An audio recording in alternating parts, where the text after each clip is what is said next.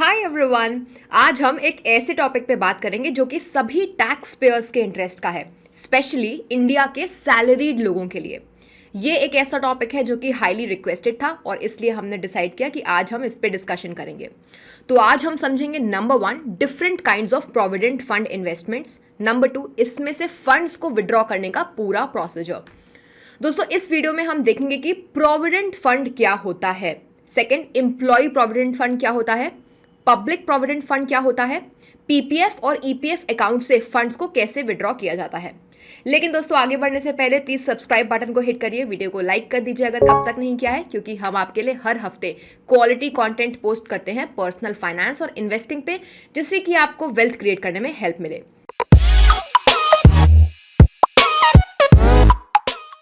दोस्तों provident fund क्या होता है? प्रोविडेंट फंड गवर्नमेंट द्वारा एस्टैब्लिश्ड एक सेविंग स्कीम है जो कि प्रॉक्सी पेंशन इन्वेस्टमेंट की तरह एक्ट करता है। प्रोविडेंट फंड में इन्वेस्टमेंट करने से बहुत सारे बेनिफिट्स मिलते हैं, जिसमें से सबसे मेजर बेनिफिट है टैक्स बेनिफिट। अब ये टैक्स बेनिफिट क्या होता है? दोस्तों आपकी टैक्सेबल इनकम में से हर साल 1.5 लाख रुपए का डिडक्शन मिलता है। नंबर सेकेंड, जब इस इन्वेस्टमेंट का ड्यूरेशन ओवर हो जाता है तो जो प्रिंसिपल और इंटरेस्ट पोर्शन है वो टैक्स फ्री भी हो जाता है। इंडिया में बहुत सारे टाइप्स के प्रोविडेंट फंड्स प्रेजेंट हैं, जैसे कि एम्प्लॉय प्रोविडेंट फंड, फिर है unrecognised provident fund, statutory provident fund, public provident fund. अब दो मेजर पीएफ टाइप्स ईपीएफ और पीपीएफ को डिटेल में समझते हैं। सबसे पहला EPF, employ provident fund. India में दो मेजर टाइप के पीएफ अकाउंट्स प्रेवलेंट हैं, यानी कॉमनली एग्जिस्ट करते हैं, और एम्प्लॉय प्रोविडेंट फंड उनमें से ही एक है। इसकी बात करेंगे हम। तो ये एक सेविंग स्कीम है जो कि सैलरीड वर्कर्स के लिए अवेलेबल होता है, और वो हर ऑर्गेनाइजेशन जिसमें 20 रेगुलर वर्कर्स से ज्यादा हैं, उस ऑर्गेनाइजेशन का ईपीएफ रजिस्ट्रेशन होना मस्ट है और उसे अपने एम्प्लॉयज को ईपीएफ कंट्रीब्यूशन देना ही देना होता है। ईपीएफ को employ provident fund organisation EPFO manage करती है, जो कि ministry of labour and employment के तहत फॉल होती है, कवर होती है। एक्सपेक्टेड है कि ईपीएफ कॉर्पस नवंबर 21 में 15 लाख करोड़ पे रीच हुआ है। ईपीएफ ने फाइनेंशियल ईयर 22 में 8.1% रिटर्न रेट प्रोवाइड किया। ईपीएफ का एक मेजर फीचर ये भी है कि ये सेविंग्स स्कीम है, जहां एम्प्लॉयर और एम्प्लॉय दोनों ही हर महीने बेसिक सैलरी का मिनिमम 12% कॉन्ट्रीब्यूट करते हैं। ईपीएफओ रूल्स के अकॉर्डिंग एम्प्लॉयर और एम्प्लॉय दोनों ही total of 24% of basic salary EPF account में कंट्रीब्यूट करते हैं। ईपीएफ अकाउंट में सेव्ड जो अमाउंट है वो रिटायरमेंट या जॉब चेंज करने के वक्त विड्रॉ किया जाता है।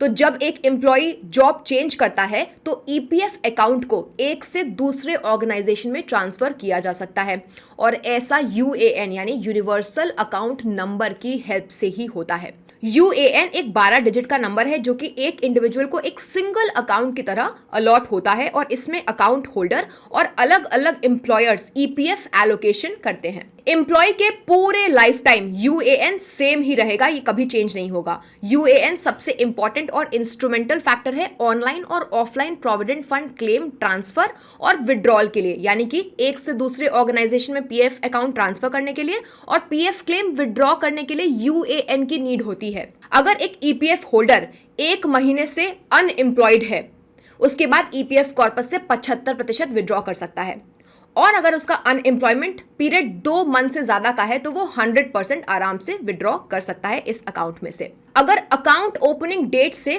5 इयर्स के अंदर ईपीएफ विड्रॉ किया जाएगा तो उस पर टैक्स लगेगा ही लगेगा, यानी कि 5 इयर्स के बाद ही ये अमाउंट टैक्स फ्री होता है। अगर 3 साल में ईपीएफ अकाउंट में कोई भी एक्टिविटी नहीं होती है, उसके बाद ईपीएफ अकाउंट में पड़े हुए आइडल मनी पे इंटरेस्ट मिलना बंद हो जाएगा।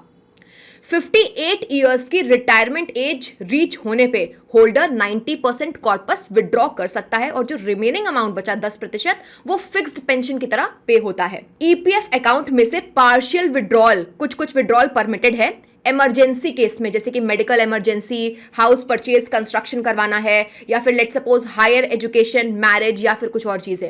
राइट नाउ अलग अलग कॉजेस के लिए जो पार्शियल विड्रॉल है उसकी लिमिट और एलिजिबिलिटी को अब हम समझते हैं। तो हम देखेंगे कॉजेस क्या है, एलिजिबिलिटी क्या है, एलिजिबिलिटी कंडीशन और विड्रॉल लिमिट। नंबर 1, अगर आपको हाउस परचेज या लेट्स सपोज कंस्ट्रक्शन करवाना है, मिनिमम 5 इयर्स ऑफ सर्विस होनी चाहिए। 24 महीने की बेसिक इनकम परचेज के लिए निकाल सकते हैं, 36 महीने की बेसिक इनकम आप कंस्ट्रक्शन के लिए निकाल सकते हैं। सेकंड, मान लेते हैं कि आपको हाउस का रेनोवेशन करवाना है, तो 5 इयर्स ऑफ हाउस कंस्ट्रक्शन की एलिजिबिलिटी कंडीशन है और 12 महीने of basic income withdrawal limit है यहां पे। थर्ड, मैरिज या फिर हायर एजुकेशन अपनी या फिर फैमिली की, तो इस केस में 7 इयर्स ऑफ सर्विस होनी चाहिए और up to 50% of total EPF account आप विड्रॉ कर सकते हो। फोर्थ, इमरजेंसी मेडिकल एक्सपेंसेस, यहां पे कोई भी आपको एलिजिबिलिटी रिक्वायरमेंट नहीं है और up to 6 month of basic income यहां की विड्रॉल लिमिट है। दोस्तों, अब ईपीएफ के बाद हम पीपीएफ यानी कि पब्लिक प्रोविडेंट फंड को समझते हैं। तो दोस्तों, हमारे कंट्री की इकोनॉमी का एक लार्ज प्रपोर्शन ईपीएफ में कवर ही नहीं होता है। मैंने आपको ऊपर बताया कि सैलरीड लोग ईपीएफ में कवर होते हैं, राइट, सब सैलरीड नहीं है। इसलिए इंडियन गवर्नमेंट ने एक सिमिलर प्रोविडेंट फंड सेटअप कर दिया जिसमें देश का हर इंसान, सभी लोग इन्वेस्टमेंट के लिए एलिजिबल है। ये है पीपीएफ, पब्लिक प्रोविडेंट फंड। ये ईपीएफ जैसे सेम टैक्स बेनिफिट्स प्रोवाइड करता है। फॉर एग्जांपल, हमने देखा था टैक्सेबल इनकम का डिडक्शन, यानी कि अप टू 1.5 लाख 80C में डिडक्शन, और नंबर 2, टैक्स फ्री इन्वेस्टमेंट वाले प्रिंसिपल और इंटरेस्ट अमाउंट। पीपीएफ में हर साल मिनिमम कॉन्ट्रीब्यूशन 500 रुपए है और मैक्सिमम 1.5 लाख तक हो सकता है। जैसे कि ईपीएफ ईपीएफओ मैनेज करता था, पीपीएफ को डायरेक्टली गवर्नमेंट मैनेज करती है और 2022 फाइनेंशियल ईयर में इसने 7.1% का फिक्स्ड रिटर्न रेट प्रोवाइड किया।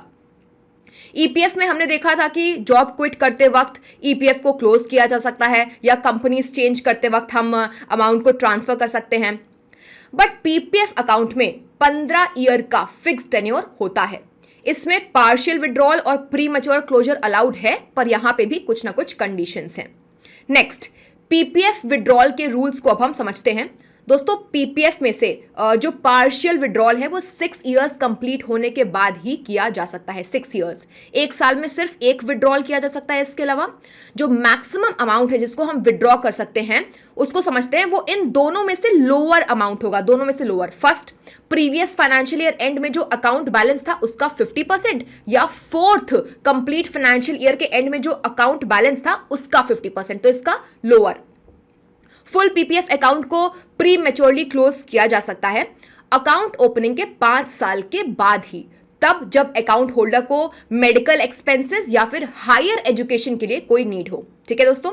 नेक्स्ट, 15 इयर्स यानी टोटल मैच्योरिटी के बाद होल्डर या तो पूरा कॉर्पस विड्रॉ कर सकता है या वो अकाउंट को अगले 5 इयर्स के ब्लॉक के लिए एक्सटेंड कर सकता है। एक्सटेंशंस किया अगर जा रहा है तो होल्डर कॉर्पस में फ्यूचर एडिशंस कर भी सकता है या फिर नहीं भी। दोनों ही एक्सटेंशंस के केस में कॉर्पस के टाइम पे fixed rate of return government आपको प्रोवाइड करती है। अब हम समझते हैं कि पीएफ अकाउंट में से फंड्स विड्रॉ कैसे करते हैं। पीपीएफ अकाउंट वो बैंक ऑपरेट करते हैं जहां पे होल्डर का अपना सेविंग्स अकाउंट होता है। तो दोस्तों, इसका मतलब होता है कि बैंक्स के पास फैसिलिटी होती है कि पीपीएफ अकाउंट से फंड्स विड्रॉल की एप्लीकेशन को प्रोसेस वो कर सके।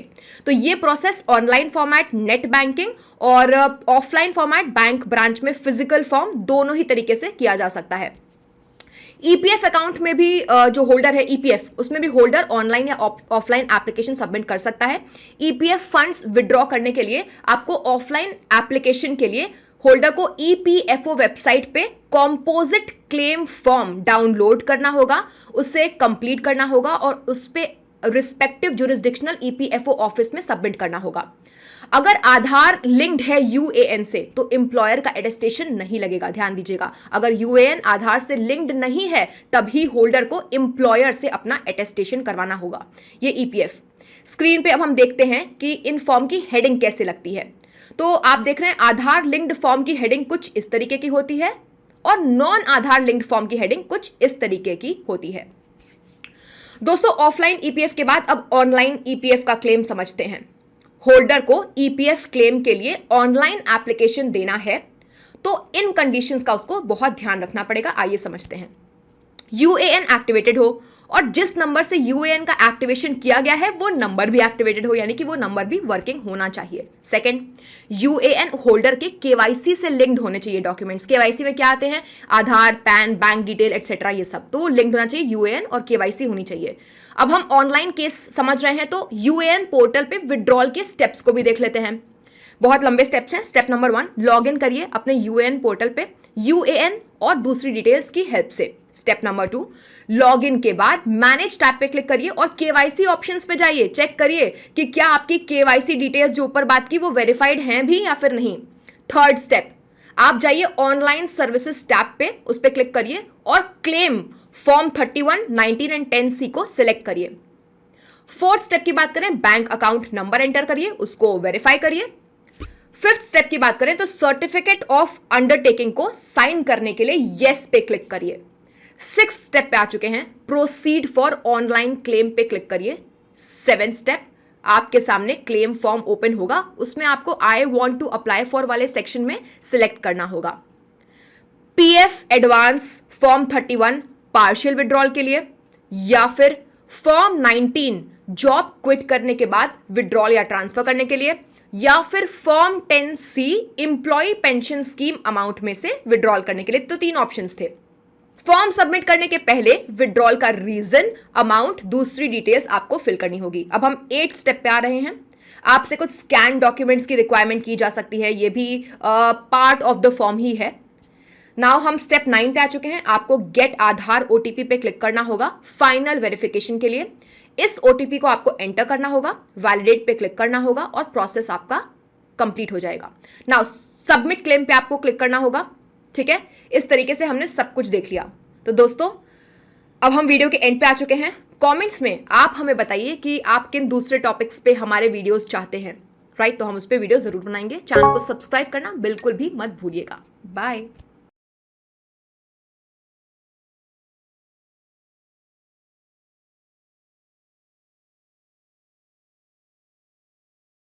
Investment in securities market are subject to market risks. Read all the related documents carefully before investing. Please read the risk disclosure documents carefully before investing in equity shares, derivatives, mutual fund, and or other instruments traded on the stock exchanges.